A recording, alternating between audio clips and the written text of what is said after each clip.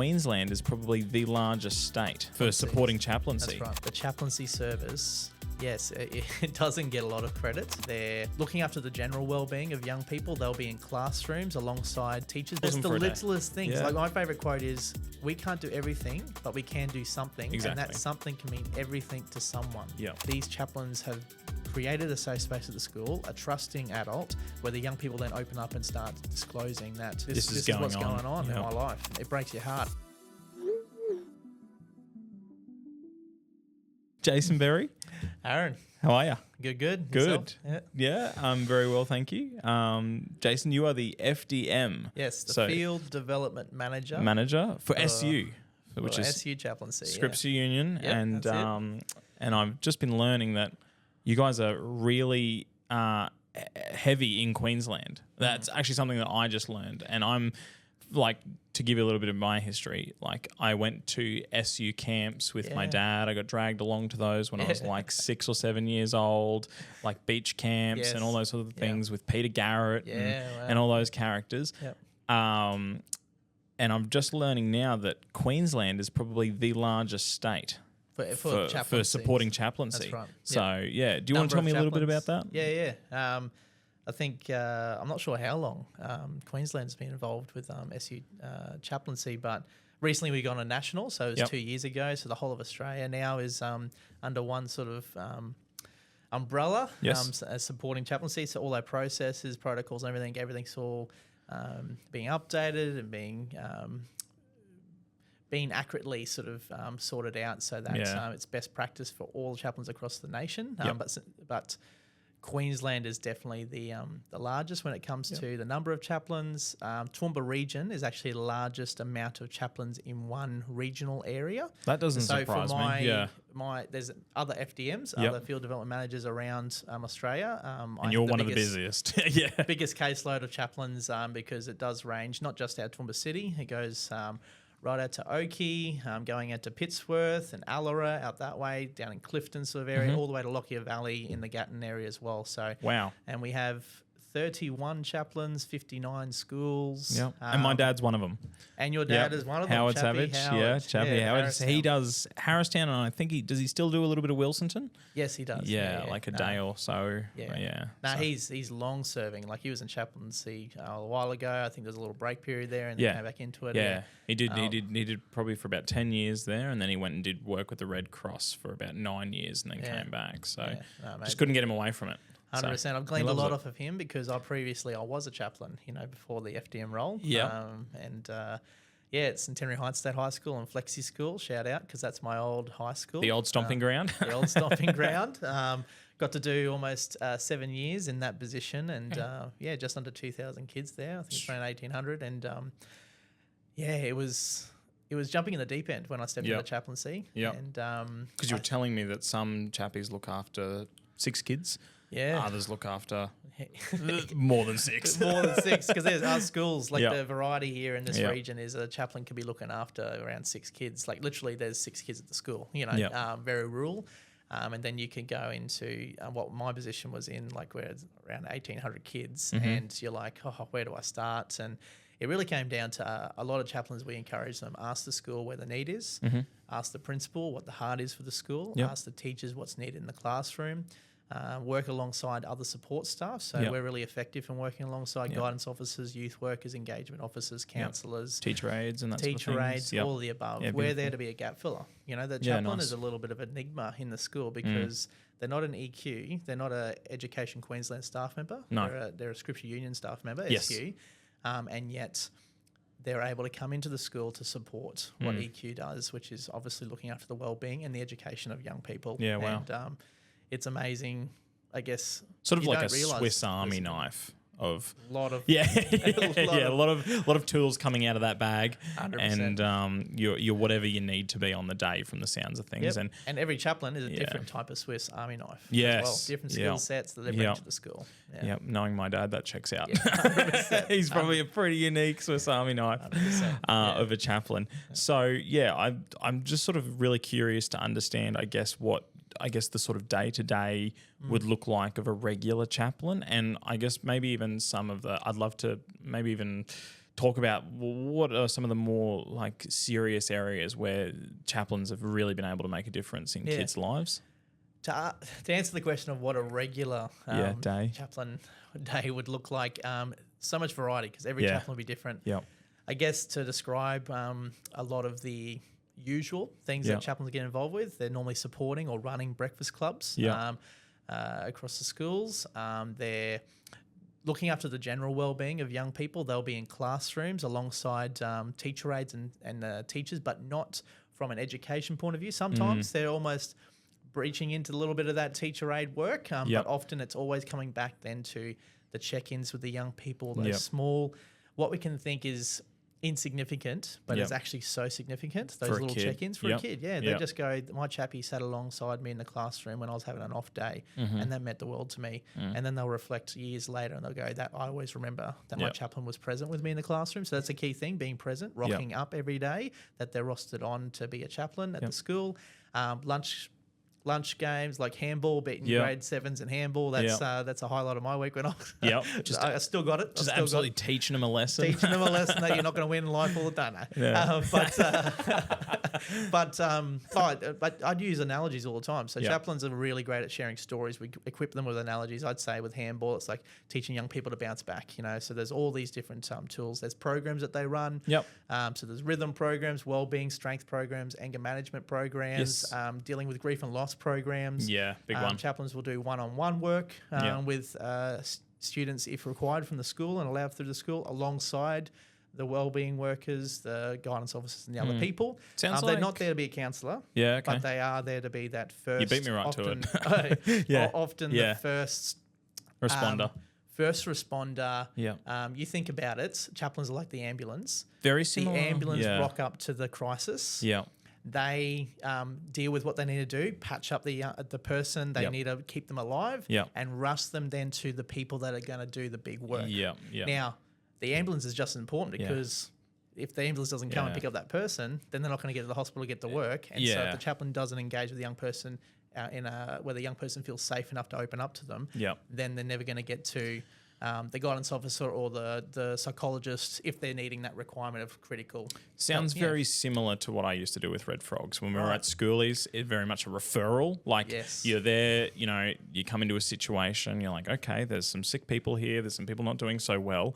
How can we best hold this situation together right now with sticky tape and make sure everyone stays safe and everyone's okay, and then refer them to the help that they need. 100%. So, it's a very much, we encourage the chaplains to always be part of a referral system. So they're, as I said, they're often that first person, because when I worked at the schools I was at, there was often young people that they didn't know if it's going to be going down a real serious line or not, if the young person just needs a check-in or not, but they'll throw them my way, or refer them my way, and I catch up with them, and then I would then be equipped through my chaplaincy support and training that I had in the background, and the FDM at the time as well. If it ever sort of got a little bit heavy for me, I'd always reach out to my FDM. And if it is heavy, if it is a disclosure, if a young person is going down a path where they need ongoing support, I could do that, yes, but if no one else was available. But ultimately, it was about that referral to within the school or even outside the school, working alongside the principal. And I've seen the compounding effect already of the effect that chaplaincy has in schools, because if you're looking after that one kid that's having a rubbish day and you prevent that kid from having a full-blown meltdown in the classroom for whatever reason, you actually are also providing the entire classroom with a fantastic learning environment. And my wife, Megan, she's a state school teacher at Glenvale State, and she often tells me that she goes down to help out their chappie with breakfast club. And if kids aren't eating breakfast in the morning, they're not learning. If they're if they're really hungry throughout the day, they're distracted, they become, they have problem behaviors become way more frequent. So I just think that like chappies just don't get enough of a from a compounding effect throughout the entire school and the entire curriculum and education. They're so important because they're preventing kids from having really bad days, like you said, and all those other kids around those kids that are struggling also from having a really bad day because that kid had a bad day. So I just think it's awesome. And I think that the chaplaincy service, yes, it doesn't get a lot of credit and chappies when I was a chaplain, but it wasn't something that we chase. It's something that when you step into chaplaincy, a lot of chaplains, when they're starting, they're not thinking career. Yep. They're not thinking this is a job as such. Yes, there's payment that comes through, and that they get paid a certain amount, which is not a lot at all. You know, but these chaplains are doing it because they genuinely care about a specific locational group of young people. Yes. You know, in that school context, Yep. they think about the essential needs that young people need, which is a listening ear, a safe adult. Mm-hmm. A lot of these young people, I hear stories, countless stories, almost every day from chaplains. When I catch up with them, when I get on the phone with them, of young people that, for whatever variety of reasons, in their control or not in their control, don't have a safe adult, don't have a safe space potentially to go home to.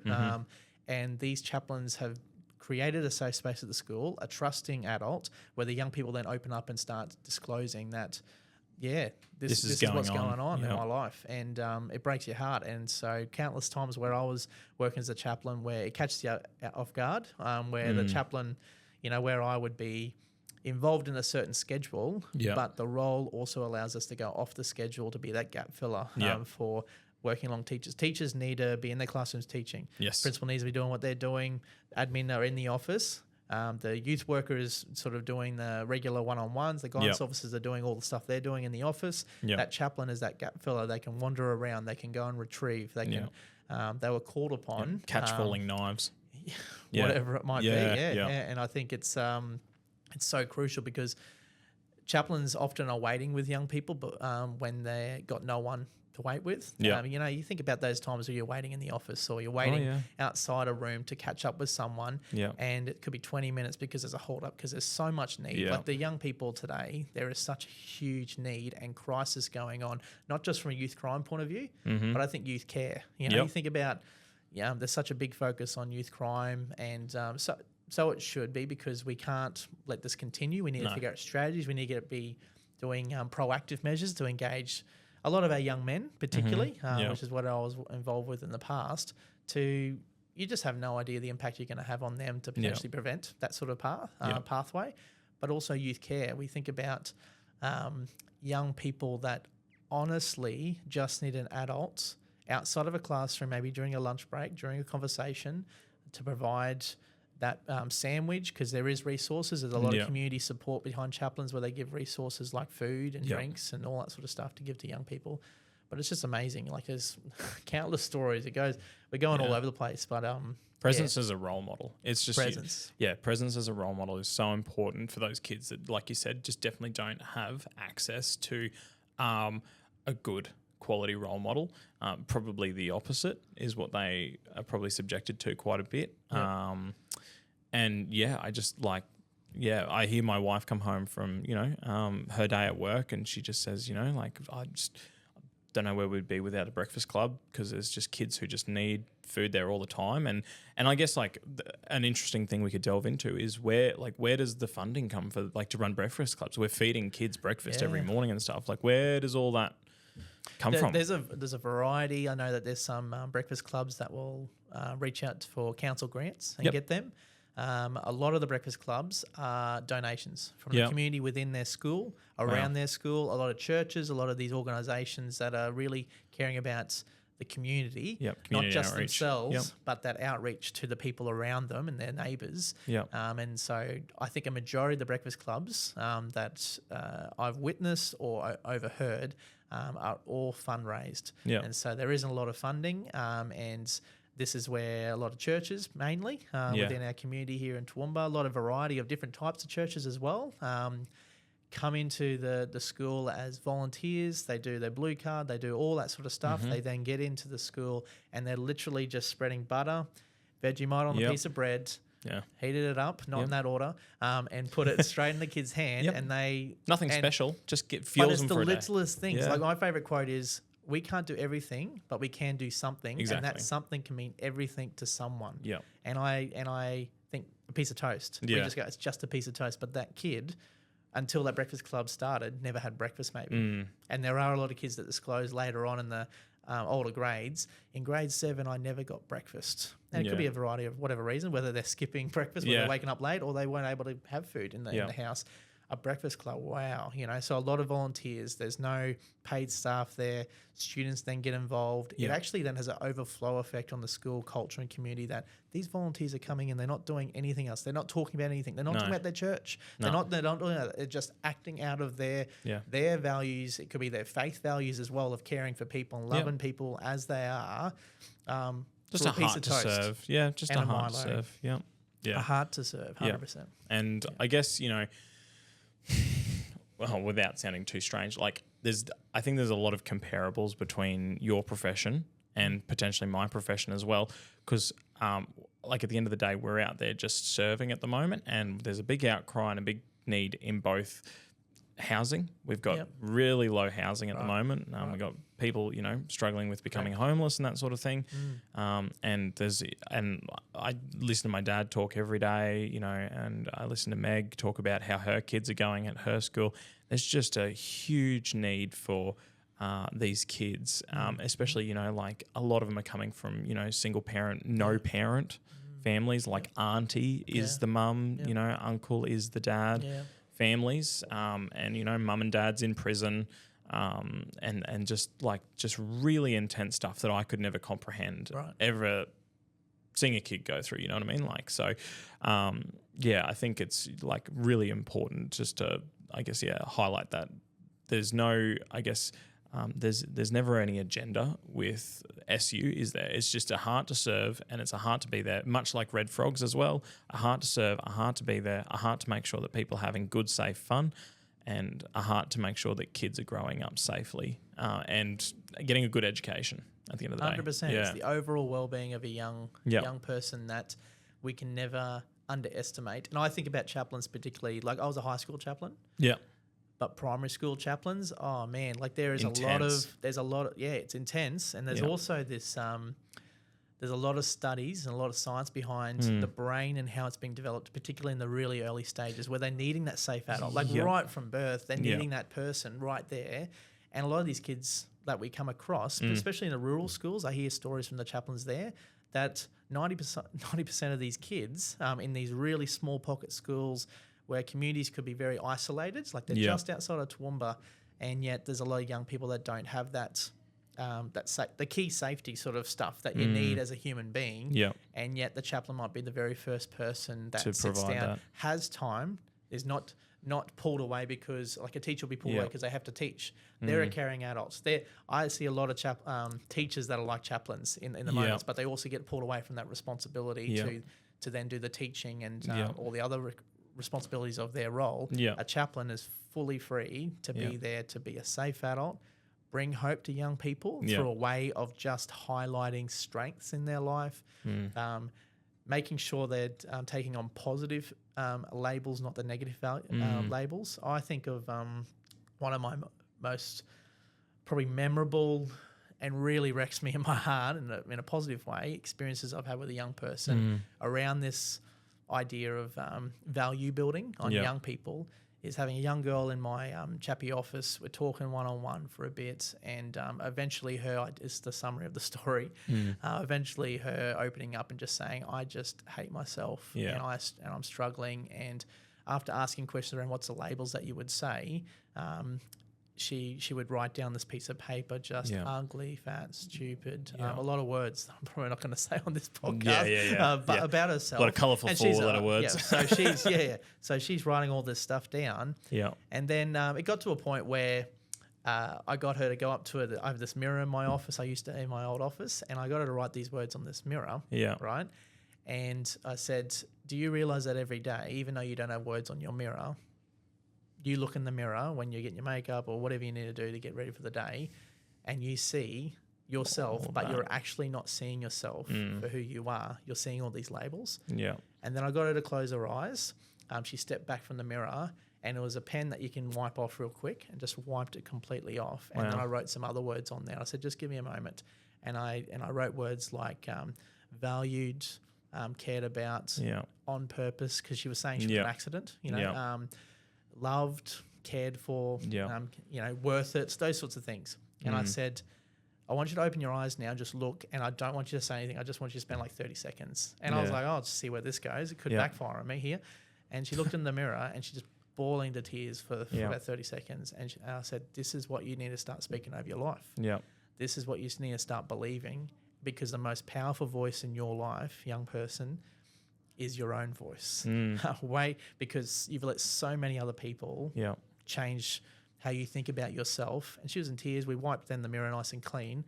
Years go by, because this is a younger grade, years go by, and she's now in a bit of a leadership position in the school. Fantastic. And she goes, the mirror's still there. Thank you. I needed that. I don't think I would actually be here without you pointing and using the mirror. And I don't know what that means, but...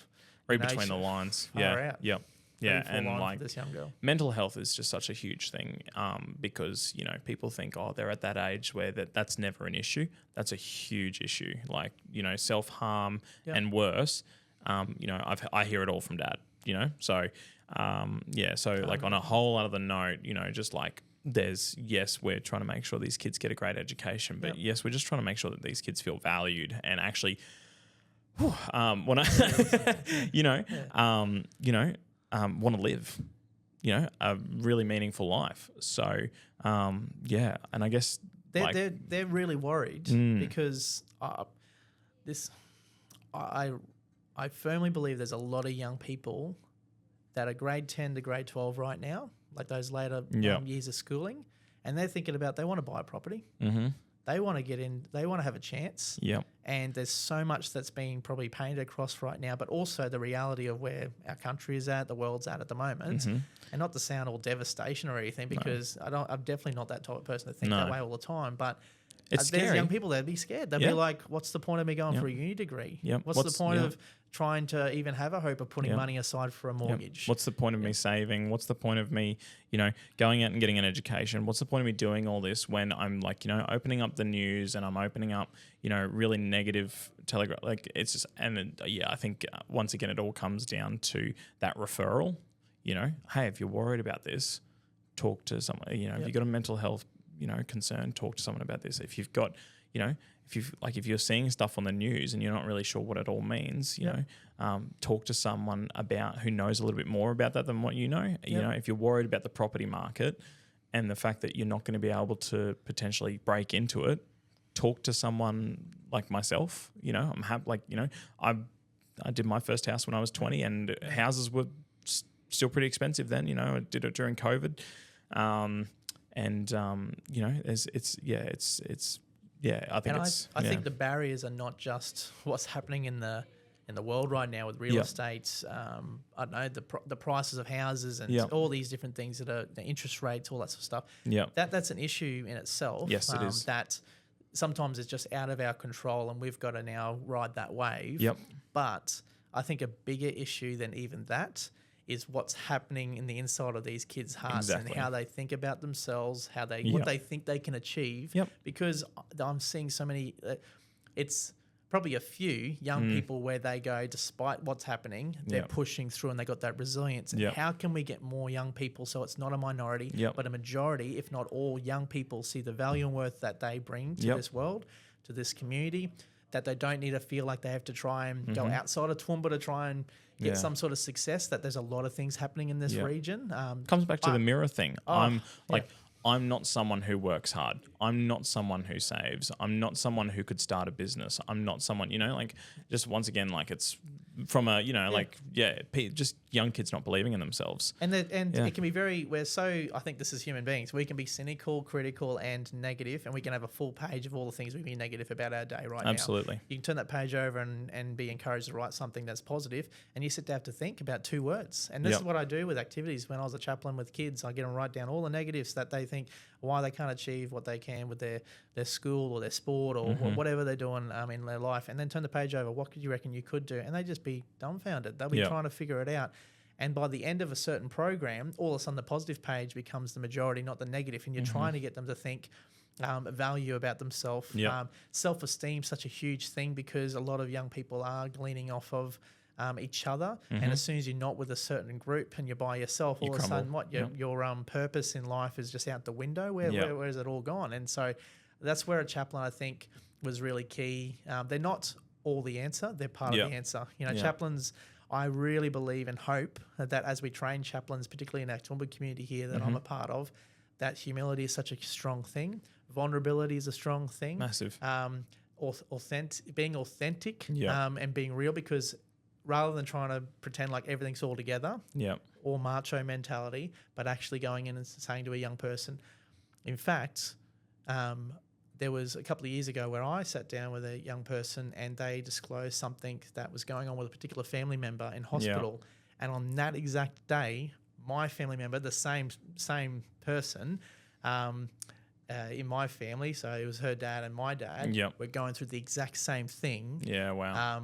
That day at 2 different hospitals, and she felt she was alone. She felt like, I don't know what to do in this situation. I feel out of control because it's not, I'd rather it in my body, what he's going through. My dad, I don't want to lose him. And I'm sitting there saying, I don't want to lose my dad. I'm feeling that too.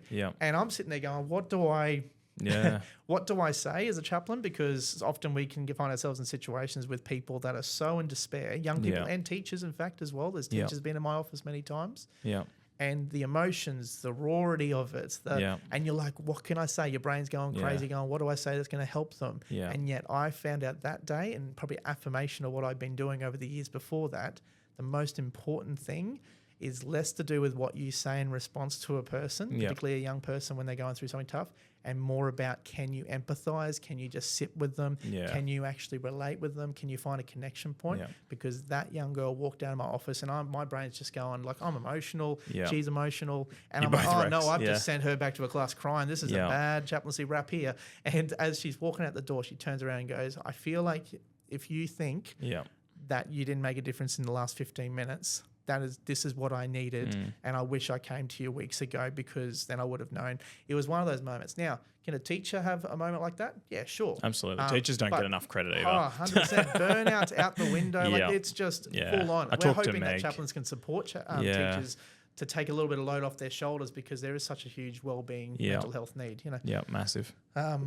It's just hundreds of those young people that, as you reflect back and you go, I might never meet them again. I might never see them again. But a part of my heart has just got hope that I'm hoping that a link in the chain there to help them to their journey on to hopefully the most impactful story that they can live out in their life.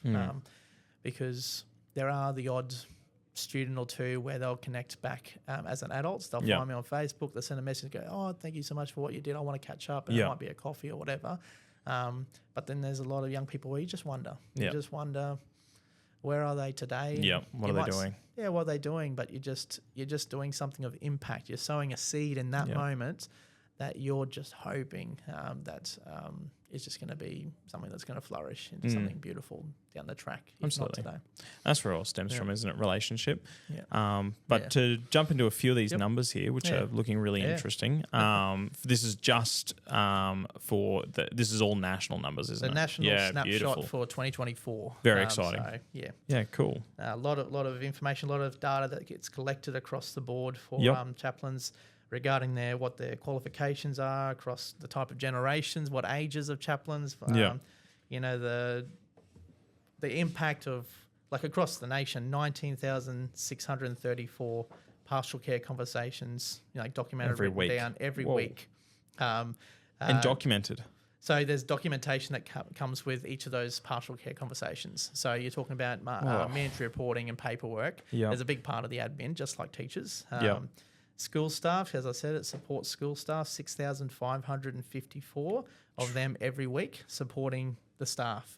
You think about teacher burnout, and there's actually a correlation to, I saw this in a study recently of chaplains in schools versus the chaplains that are not in schools, and what the teacher burnout is and turnovers and everything. And it's very interesting that the chaplain, if strategically placed in a particular school, is that adults that a teacher can go to in confidentiality and just share some stuff and have an event or whatever. The chaplain doesn't have anything that they need to do with that, of course, unless it's something that's threatening.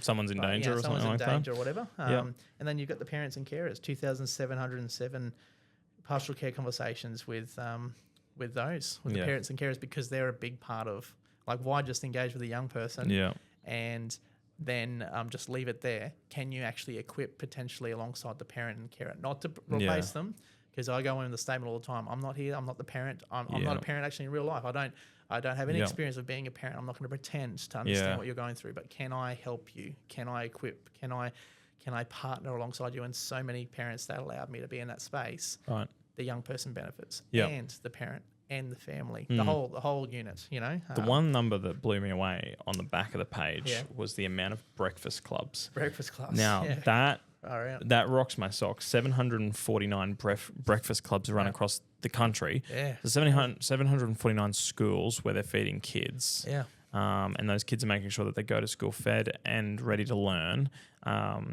And just one less reason for the kid to, I guess, have a crap day. Basically, if I don't eat, I'm having a garbage day.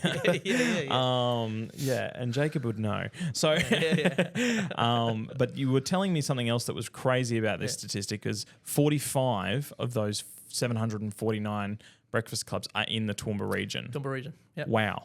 So the breakfast where it could be toast, it could be drinks, it could be another food source in that morning that's provided for the young person.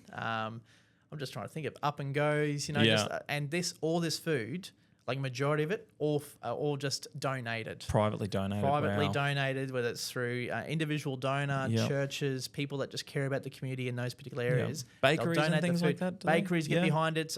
There's not-for-profit organisations as well that will hear about the work that the chaplain's doing, or the chaplain reaches out and goes, have you got some spare loaves, bread, whatever it might be, and they say, yeah, we've got extra. We need to give it this way because we need to get it so it's not wasted, and it goes to these kids. All of them no cost, all of them not extra hassle for the staff or teachers or principal. It's actually a benefit then for the school. But chaplains work a lot in that space, whether they partner or they actually create or they run and facilitate those breakfast clubs for a school of 6 or a school of 2,000. And I think at Centenary Heights, it had a turnover of 300 pieces of toast in a half an hour period in a morning on the Wednesdays and Thursdays. And so there's a particular church that supports behind that and a lot of volunteers. And they get like a council grant and the loaves of bread, the butter, the butter. The butter. So much butter. Just cholesterol. Some kids, there's variety of toast as well. You got Vegemite combined with jam with no butter. I'm like, what are you doing? I've got to try it now. It's like sweet and salty. It's sweet and salty. But it's crazy because, again, it's a piece of toast. But a piece of toast for that kid not only tells them that there's value there, like they feel like, oh, this is great, that I just got a piece of toast.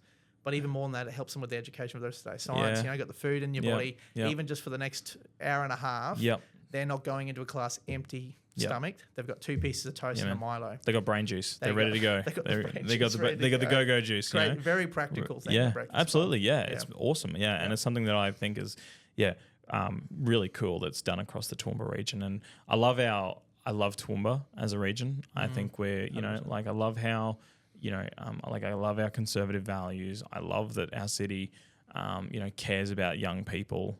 We have.